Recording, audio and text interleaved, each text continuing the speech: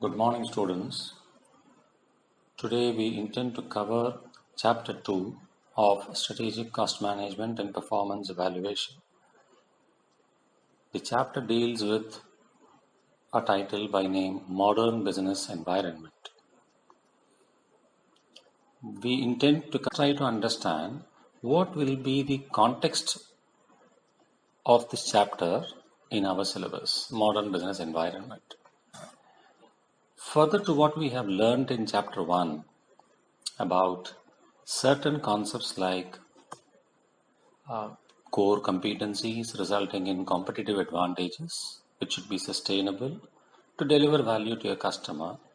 This results out of either a cost leadership strategy or a product differentiation strategy. Now, in the modern world, business environment is getting extremely complex and sophisticated as well. They need to have state-of-the-art systems to be able to manage the risks and be able to compete amidst cutthroat competition to be able to render value to customers. Now, as we learned in the first chapter that there was these two aspects regarding cost leadership as well as your product differentiation. With regard to the overall business strategy, it is quite important for us as professionals to be able to evaluate and understand what are those areas within cost that could probably be addressed, maybe resulting in cost savings, as well as those areas where we could probably help the management differentiate their products better to be able to gain more market share. Towards these objectives, certain concepts have been evolved by the industry as well as management experts over the past several decades, few of which are dealt with in this chapter. For example, 1. Quality management. 2. Theory of constraints, throughput accounting. 3. Supply chain management. And 4. Gain sharing arrangement and outsourcing. These are the 4 broad topics that are going to be covered in this chapter. Now, probably today we will be looking extensively at quality management aspect, and the rest will follow in the next session. And when we talk about quality management, it's very clear that the emphasis lies on being able to manage quality for the betterment of the organization, for the betterment of the customer as well. Now, when we talk about quality, we have already understood that quality is what makes the difference in the minds of customers to be able to choose a particular supplier vis-a-vis another supplier. Therefore, every business must indeed strive to ensure that they maintain or never compromise on quality standards. It's far easier said than done. What I have said probably took just a few seconds, but in reality, it is so very difficult to execute this on a real-time basis. And it requires a lot of time and effort on the part of not only the management, all the different components of the organization, all the employees involved in an organization must holistically work towards achieving the organization's strategy, which includes significant portion of quality management as well. Now, when we talk about this quality,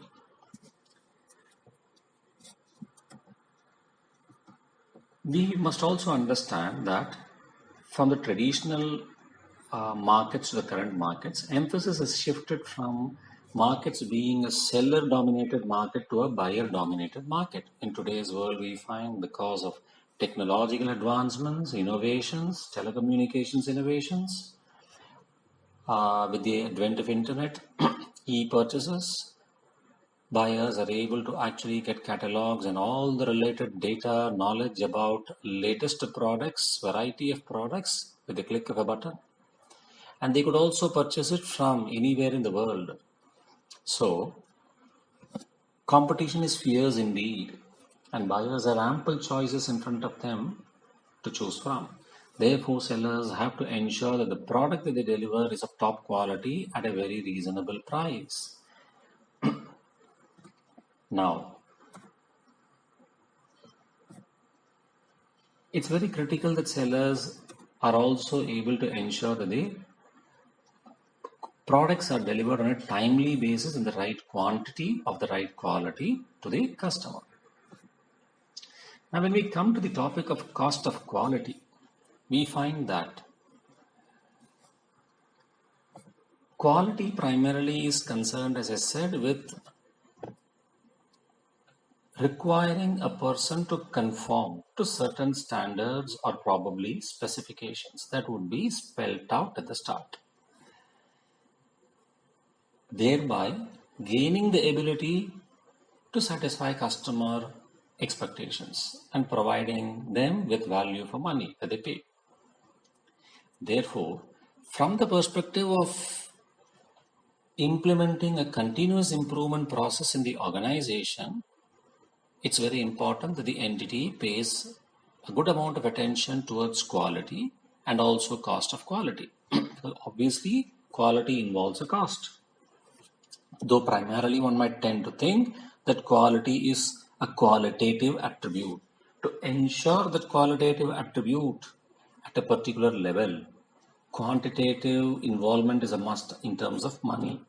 Now, when we talk about cost of quality, two things that probably would strike a person would be when we try to meet quality standards, in actuality, it could either be a situation where we are able to meet with the quality or we are unable to meet with it. And therefore, we can analyze it as cost of control or cost of conformance and cost of failure of control or cost of non-conformance, which will be the quantitative aspect. This can also be analyzed further as something relating to preventive costs, detective related costs, costs incurred to detect defects, and those costs that are also required to be incurred once the defects have been identified. Now, it's important for us to understand also and appreciate that though to ensure high quality standards money has to be spent, one might probably get a doubt if I am required to spend incremental money for the sake of ensuring incremental quality, is it not that I might probably not be getting sufficient benefit? I mean, a cost benefit analysis. Cost probably could be measured in terms of your quantitative factors, but we should also understand that there is a qualitative aspect in terms of if we are unable to deliver the appropriate quality to the customer, it could have a negative impact in terms of customer satisfaction, which would certainly be passed on by the customers in the market, shared by the customers in the market, probably in current days. It will also be shared through social media and therefore can have significant adverse ramifications in terms of the turnover of the company. So that has to be borne in mind. Now, what are the different components of this cost of quality? As I said, there is a cost of conformance, cost of non-conformance. So we could probably say there is something called a cost of poor quality, which could be the non-conformance related aspect, not complying with the standards. A cost of good quality, which could be complying with the standards. When we talk about the cost of poor quality, it can further be analyzed into two components, which means when we fail to achieve the standards, it could be one, internal failure costs. In other words, those costs that are required to be incurred internally because of not complying with the standards, and two, external failure related costs. The other component, which is cost of good quality, can be further analyzed into appraisal costs and prevention costs. Those costs that are incurred to prevent defects from occurring in the system, which could be from a design perspective itself prior to execution. And once execution starts, certain control monitoring related measures that would be implemented by the management to bring certain defects or the possibility of defects to their attention so that corrective action could be taken will be classified under the appraisal costs. So to just have a short recap about these different types of costs. Prevention costs are incurred basically to help prevent poor quality of products and services. They are incurred essentially to keep failure and appraisal cost at a bare minimum. Okay? And they are essentially incurred before the actual operation commences, which means essentially dealing with the design, maintenance of the quality management system, implementation of the quality management system, etc. As I said to you, this basically has to come up from the top management perspective.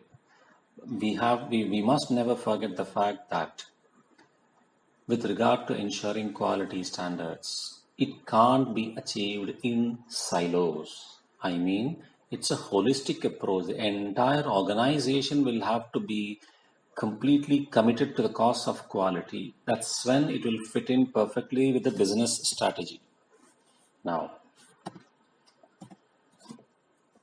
there are certain examples given in the study material with regard to prevention related costs, which could be quality planning, quality assurance, etc., which are quite self-explanatory, and let me not dwell in depth about those things.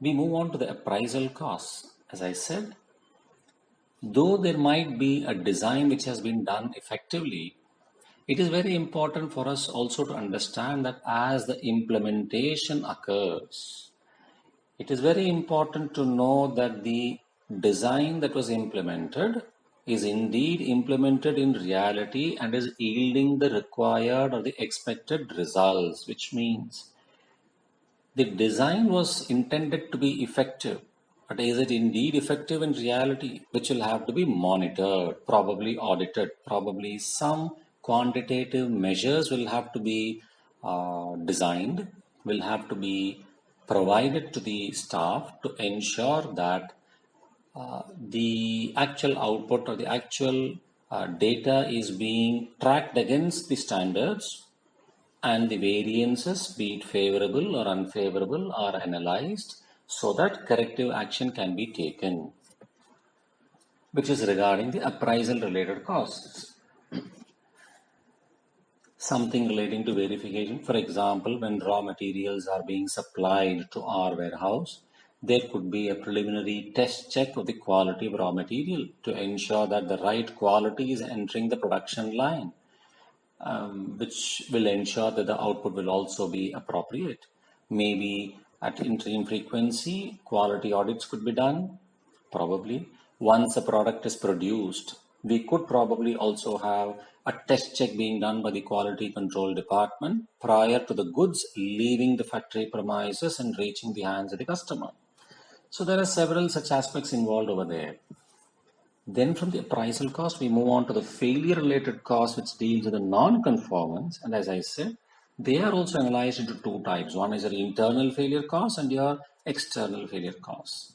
Now, internal failure costs are associated with obviously defects. If it's an internal failure, it means the failure indicates that there are certain defects. And those defects are such that the product has not left the factory. So, internal failure costs associated with defects found before the customer receives the product or service. Meaning, once a particular defect has been identified in a product, obviously the appropriate personnel is just not going to junk the product unless it is beyond repair. The next best alternative will be thought about. Is it possible to convert this from a second to a first related sale? Could some extra work be done such that the quality can be improved? Now, don't forget, in fact, when quality standards are implemented, the objective will be that manufacturing is done in such a manner that things are produced right the first time. Though the intention is benign, is very good, in reality, it is not possible to have 100% achievement with regard to these standards. There will always be a slip up. All that matters is someone monitoring the slip ups and trying to ensure that it is within a particular tolerable range. So we must bear in mind that tolerable range is extremely critical for us to know. Just as in auditing, we have learned in intermediate that audit risk can never be eliminated or mitigated. It can only be brought down to an acceptably low level. That's all that we can try for. Now, these defects could arise because of lack of proper design, or maybe the workers have not executed the job properly. They were careless in executing the job. Different reasons could be there. So it could be error driven, inefficiency driven. Now, this will automatically make us spend some money to rectify those errors, unnecessarily adding up to our cost base, which could have been avoided had we exercised appropriate care. Something like in an examination, you have the student has misunderstood the question, starts solving, and then realizes midway through, my solution is incorrect as I have misunderstood. Therefore, I need to strike off whatever I prepared and go back and restart. Why get into this situation is what internal failure costs essentially deals with. External failure costs. Once the defective product has left the premises of the factory, it's beyond the control of the quality control staff.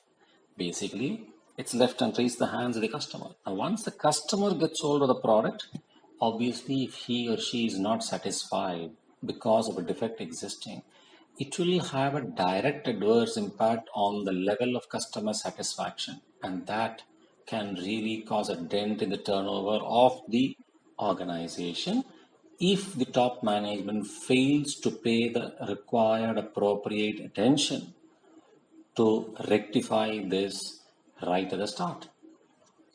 Now, one of the examples of external failure cost could be because of a dent created or an adverse impact created in the level of customer satisfaction, the customer probably would not want to purchase products from our entity in future. Well, if it stops there, it would be bad. It could get worse if the customer is going to spread this news in the market and it goes across to different people. Imagine how tough it is going to be to recover from that situation. So there could be such kind of negative impact arising, and therefore we need to ensure that it is kept at a minimum. Okay, then there are certain examples given even for them in our study material. You may go through that. Let's move on. Therefore, cost of quality, to sum up, will be a sigma of a cost of control, which includes prevention cost plus appraisal cost, and cost of quality's second component will include cost of failure of control, which will include internal failure cost and external failure cost. Now, we have to bear another thing in mind. When we look at this cost of quality, how to minimize the cost of quality. Towards this, we have to understand that there will be an optimal level for the cost of quality. It is not possible for an organization to achieve a zero defect. It's in real life, it's virtually impossible. Though it's an extremely attractive proposition to be driven by. It's a very good aim to have, but then in reality, not possible to be able to achieve zero defects. And therefore, to keep on incurring huge costs to try to get to a zero defect position, I think would be virtually a futile exercise. Therefore, what would be more practical is to achieve or to try and see whether we can attain an optimal cost of quality, which would be the sigma of your cost of control and your cost of failure of control basically is kept at a minimal level. That's all that you can try for. Now, hopefully up to this segment it is clear.